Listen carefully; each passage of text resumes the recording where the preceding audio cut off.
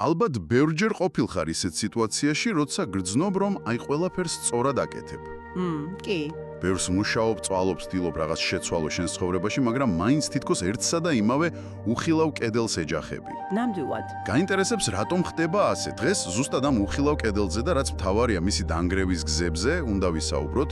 მოგესალმებით, ეს ჩვენი მორიგი, სიღრმისეული განხილვა და ეს თემა პირდაპირ შენს გონებას, შენს ყოველდღიურ რეალობას და იმ ფარულ პოტენციალს ეხება, რომელსაც სავარაუდოდ ნახევარი დატვირთვითაც კი არ იყენებ.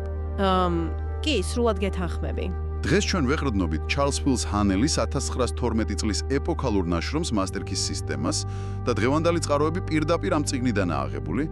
ჩვენი მისია ამოხსნათ საიდუმლო თუ როგორ ქმნის შინაგანი სამყარო გარეგან სამყაროს და როგორ შეიძლება ფიქრის, როგორც სრულიად რეალური სულიერი ენერგიის გამოყენება. და სანამ უშუალოდ მექანიზმებზე გადავალთ, ძალიან მნიშვნელოვანია გავიგოთ რა არის ეს ტექსტი საერთოდ. დღეს მსგავსი თემები ძალიან პოპულარულია, ხომ იცი? ხო, სოციალური ქსელები სავსეა რაღაც მანიფესტაციის რჩევებით და მსგავსი ტრენდებით. ზუსტად ეგ არის. მაგრამ ჰანელის ნაშრომი 1912 წელს სრულიად სხვა ფენომენი იყო. ის არ დაწერილა როგორც ჩვეულებრივი წიგნი.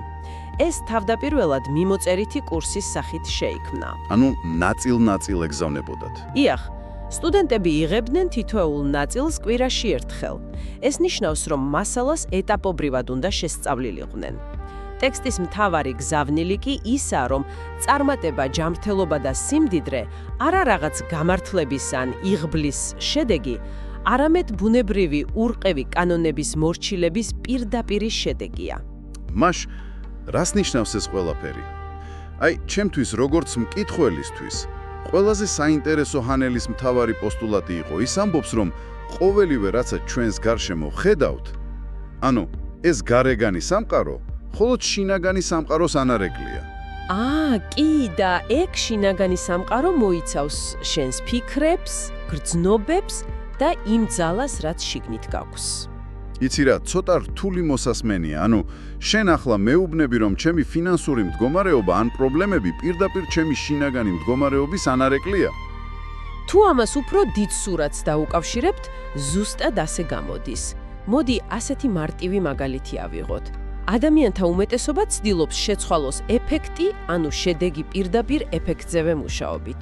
სარკის გაწმანდას რომ გხგავს, არა? ხო, იდეალური ანალოგია. წარმოიდგინე, სარკეში იყურები და ხედავ, რომ სახეზე რაღაც გაცხია. სარკეს ხომ არ დაუწყებ წმენდას. ეს სრულიად უშედეგოა.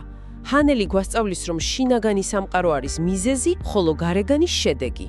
მოკლედ, თუ გინდა დისკომფორტი მოიშორო გარეგან სამყაროში, მიზეზი უნდა შეცვალო შინაგანში. ზუსტად. ეს ფილოსოფია ძალიან ღრმაა და პირდაპირ ერყრდნობა კოსმიურ წესრიგს. სამყაროში იქნება მხოლოდ ის, რისიც გვიჯერა და რასაც ვაცნობიერებთ. კი, და ეს არ არის რაღაც ახალი ეპოქის მისტიკა. ჰანელი ცდილობს ეს ყველაფერი ძალიან სტრუქტურირებულად ახსნას. კარგი, მოდი ეს განვიხილოთ, როგორ მუშაობს ეს ფიზიკურ და მენტალურ დონეზე. წიგნში შემოდის ცნობიერი და ქვეცნობიერი გონების კონცეფცია. ავტორი ხსნის, რომ ცნობიერი გონება დაკავშირებულია ჩვენს თავის ტვინთან და цереброспинალურ, ანუ თავ-ზურგ-ტვინის ნერვულ სისტემასთან. ეს არის ჩვენი ნება, ჩვენი ლოგიკა. ის გვეხმარება გარემოსთან ურთიერთობაში. დიახ, ეს ერთგვარი მძღოლია, მაგრამ რა ხდება კაპოტ ქვეშ? რა როლი აქვს ქვეცნობიერს? აი, მან შემოდის სიმპათიკური ნერვული სისტემა. ქვეცნობიერი გონება პირდაპირ ამ სისტემას უკავშირდება. და იცი რა არის ყველაზე საინტერესო? ქვეცნობიერმა არ იცის კამათი და ლოგიკა. ანუ, რასაც ეტყვი, პირდაპირ იჯერებს. სწორედ ეგრეა. ის იღებს ნეგისმიერ ინფორმაციას როგორც ჭეშმარიტებას და დაუყოვნებლივი იწყებს მის რეალიზებას. მას არ აქვს ფილტრი, რომ თქვას, იცი რა, ეს ცუდი იდეაა, მოდი ამას ნოვიზამთ. და აქ ხანელი იყენებს ჩემთვის ძალიან საყვარელ მეტაფორას. ის ამბობს, რომ ცნობიერი გონება არის გუშაგი კარიბჭესთან. მოდი ეს კარგად აუხსნათ მსმენელს. სიამოვნებით.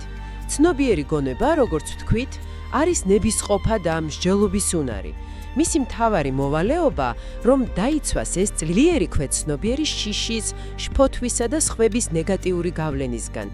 ის უნდა იდგეს კართან და აკონტროლებდეს ვინ ან რა შედის შიგნით. მაგრამ რეალურად რა ხდება? ხშირად ეს გუშაგი მორიგეობაზე საერთოდ არ არის. ხო, მაგალითად, როცა პანიკაში ვართ, ან ძლიერი ბრაზის დროს. ან თუნდაც როცა დილით ვიღვიძებთ და პირდაპირ ნეგატიურ სიახლეებს ვკითხულობთ ტელეფონში. გუშაგი ამ დროს სრულიად მოდუნულია, კარი ღია და მთელი ეს შიში პირდაპირ ქვეცნობიერში შედის. და ქვეცნობიერიც იღებს ამ დესტრუქციულ ბრძანებებს და იწყებს ჩვენი გარემოს ნგრევას, რადგან, როგორც თქვით, ის არ კამათობს, ის უბრალოდ ასრულებს. აი აქ ხდება ყველაფერი ნამდვილად საინტერესო. სად არის ეს ძალა ლოკალიზებული? ტექსტში პირდაპირ არის საუბარი მზის წნულზე. გსმენიათ მზის წნულზე. ანატომიურად ეს არის კუჭის უკან მდებარე ნერვული ცენტრი.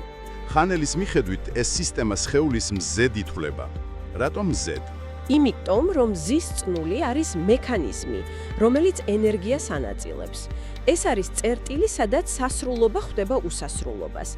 სწორედ აქ უკავშირდება ჩვენი ქვეცნობიერი უნივერსალურ გონებას. თვითქოს ენერგიის მთავარი გენერატორია სხეულში.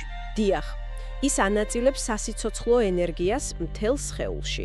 როდესაც ეს ცენტრი აქტიურია, ადამიანს ის მაგნეტიზმი აქვს, რასაც ხშირად ქარიზმას ვეძახით.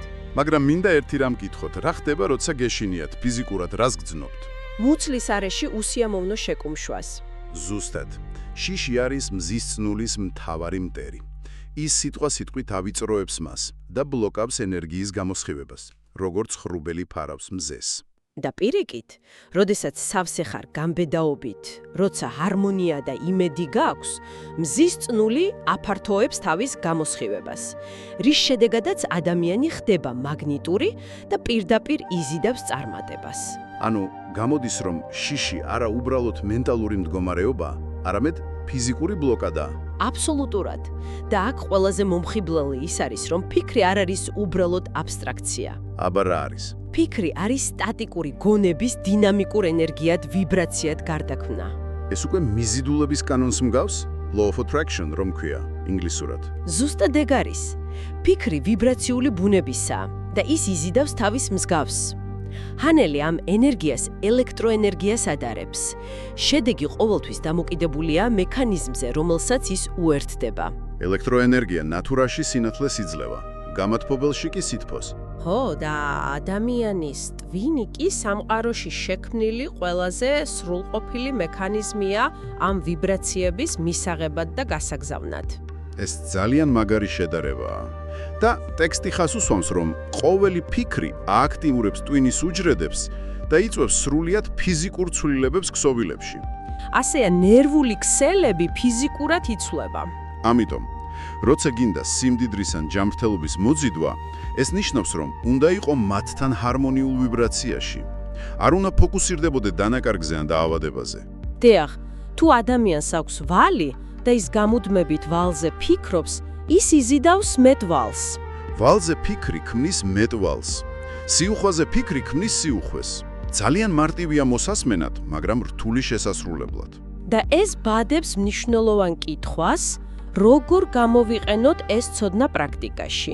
ჰანელი ამისთვის კონკრეტულ სავარჯიშოებს გთავაზობს. აი ეს არის ჩემი საყვარელი ნაწილი.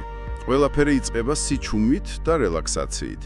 ავტორი მსმენელს ასეთ პროცესს აუწერს.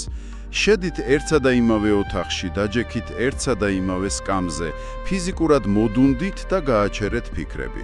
ჯერ უნდა დაიმორჩილოს სხეული, რომ არ იმოძრაო. შემდეგ კი გონება, რაც ყველაზე რთულია. მით უმეტეს დღეს, როცა სულ რაღაცაზე ვფიქრობთ. კი. და ამ სიჩუმეში შემოდის ვიზუალიზაცია, როგორც შინაგანი სამყაროს შექმნის მექანიზმი. ჰანელი ტვინის უჯრედებს გონებრივ მუშებს უწოდებს. გონებრივი მუშები რა კარგად ჟღერს. მილიონობით ასეთი მუშა ელოდება შენს ბრძანებას. შენ უნდა შექმნა მკაფიო, ნათელი მენტალური სურათი. ჰანელი ამას იდეალიზაციას უწოდებს. რათა მერე მიზიდულობის კანონმა ის ფიზიკურ რეალობად ანუ მატერიალიზაცია დაქციოს, ხო? ზუსტად. მაგრამ თუ შენი იდეალიზაცია ბუნდოვანი ან სული ცნება, მუშები იბნევიან და შენობა არ შენდება. აქვე უნდა ვახსენოთ მენტალური სახლის დასუფთავების აუცილებლობაც.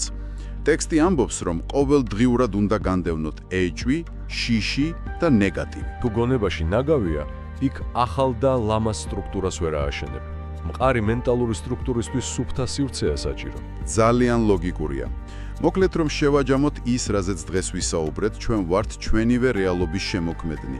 შინაგანი სამყარო აყალიბებს გარეგანს. ასეა? ჩვენი ამოცანაა ვიყოთ ჩვენივე გონების ფხიზელი გუშაგი და მივცეთ მზის წნულს თავისუფლად გამოსხივების საშუალება, რათა ვიზუალიზაციით მივიზიდოთ ჯანმრთელობა, სიმდიდრე და ჰარმონია. და სანამ დავემშვიდობებით მსმენელს, მინდა დაუტოვო ერთი საბოლოო, პროვოკაციული და დამაფიქრებელი კითხვა, რომელიც პირდაპირ ეყრდნობა ჩვენს დღევანდელ წყაროებს. გისმენთ დიდი ინტერესით. თუ კი ქვეცნობიერი არასოდეს ისვენებს, არასოდეს ძინავს და სიტყვასიტყვით აღიკვამს ყველაფერს, რასაც ვაწვდით, მაშინ რას ნიშნავს ჩვენი ძილის წინა ფიქრები? ოხ, ეგ მართლა საფიქრალია.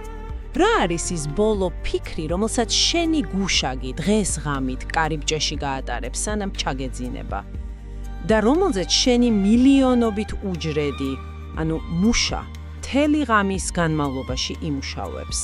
ანუ სანამ თავად გუშაგიც დაიძინებს და კარს ღიას დატოვებს. დიახ. შენახული გაქვს მათთვის ჰარმონიისა და სიუხვის მკაფიო გეგმა, თუ გაუცნობიერებლად შენს შიშებსა და ხვალინდელ პრობლემებს აბარებ. იფიქრეთ ამაზე. საოცარი წერტილია ამ საუბრის დასასრულებლად. რა დავალებას ვაძლევთ ჩვენს ძრავას ყოველ ღამით? დაფიქრდით ამაზე დღეს, სანამ დაიძინებთ. ძალიან დიდი მადლობა, რომ დღეს ჩვენთან იყავით ამ სიღრმისეულ განხილვაში. იყავით თქვენი გონების კარიბჭის ყველაზე ფხიზელი გუშაგი. დროებით.